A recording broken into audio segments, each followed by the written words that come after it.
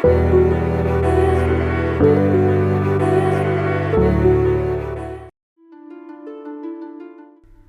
this is Michele Knight. This is the astrological update for Virgo for the week starting the 9th of January 2017.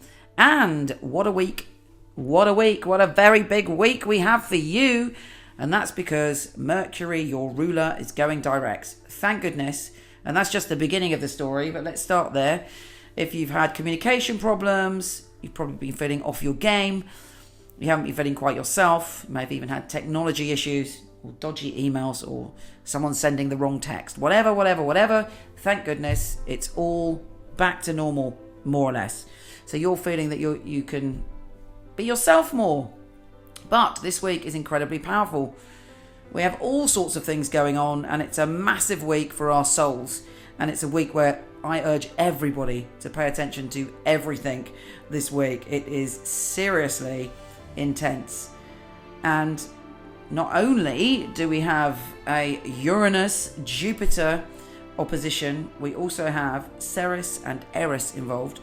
Two of my favourite astrology goddesses. Eris was discovered in 2005, so I feel she's deeply relevant to us now. And as she's 28% bigger than Pluto, I don't really get why people aren't using her more.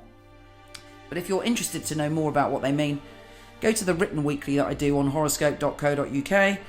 And I give a very detailed account of how these goddesses are going to impact the week and what they're all about. Anyway, suffice to say, this week has great intensity. It kicks off with a mystic rectangle. And we have Uranus, Ceres and Eris, the warrior goddesses. Uranus, planet of the unpredictable, joining forces with the moon, or sextile the moon, trining Jupiter, sextiling Saturn and Juno. You catch my drift. Basically, there's a moment of revelation. There's a moment when everybody gets together and says, oh, let's give a little gift. Let's reveal a gift.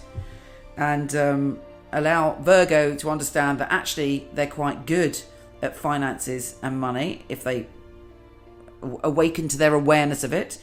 And that there is great potential for them career-wise if they come into their power, or you come into your power and you understand your power. The world is your oyster.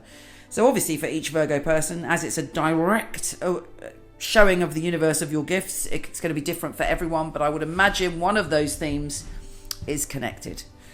Now on top of that, we have a full moon on the 12th. Full moons are always peak experiences, and this full moon for you is in your social networking, communication, teamwork, collaboration sector. And normally this would mean, and probably does still mean, that you're going to get a sign from the universe, or something's coming to you that's a peak experience to do with groups. But on this occasion, we also have a Cardinal Grand Cross, which is quite a nail-biting experience for some people. I call it soul yoga. That's the way I'm describing it these days. It's like our soul has to stretch, has to bend, has to remember moves that it's long forgotten. You know, like babies can sort of bend in any way and they're really flexible. As we get older, we forget that. Well, this is like a workout for your soul, and it's making all of us look at the parts of our lives that are contradictory or that hold us back. And yours are connected to jealousy, obsession, sexuality, and primal emotions. That's where Uranus is. It's going to bring up something out of the blue that's going to maybe poke one of those buttons. It's also a little bit about teamwork, and it's about how you express your pleasure. Do you allow yourself to express pleasure? Or do you find yourself moaning sometimes, or just kind of being on a downer because it's safer? Because actually, what would happen if you allowed yourself to be happy? Maybe you would feel that you're not safe if you're happy all the time in case something comes to destroy it, and it's safer to be a pessimist rather than an optimist. It could be any of those areas at all, but whatever your deepest unconscious hidden stuff is, boom, it comes to the surface, it's revealed. And because the full moon is there too, it's intense, you can't ignore it. But once you come through it, once it's revealed and you heal it, you can move on and you can let go of that baggage, and you can feel like, yes, I'm coming to my gift and my power with the mystic rectangle. I've come through facing my shadow, and now I am ready for the next step. And then you become your own warrior goddess, but hopefully a warrior goddess of love. Now on the 13th, we have something lovely happening.